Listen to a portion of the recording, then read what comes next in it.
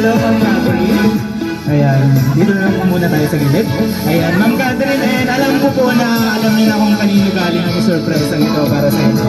And itong sender po natin, meron din po silang pinadalang message or kahit short message lang po para sa inyo. And let me read this for you.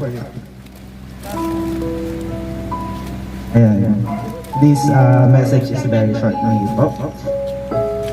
Catherine, babe, happy 6-year wedding anniversary. I love you to the moon and back. From Honesto de los Reyes. So ayan, palakpakan naman po natin si Ma'am Catherine and Mr. Honesto de los Reyes po.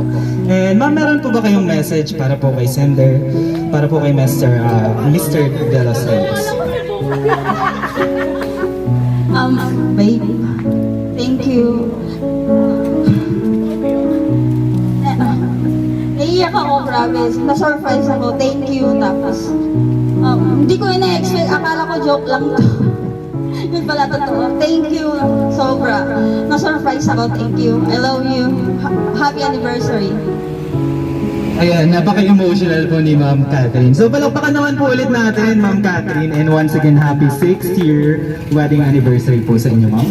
And meron po tayong special na cake na padalainin po ni sender.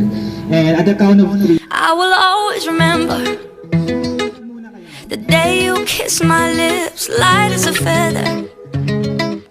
And it went just like this. No, it's never been better than the summer of 2002. We were only 11, but acting like grown-ups, like we are in the present.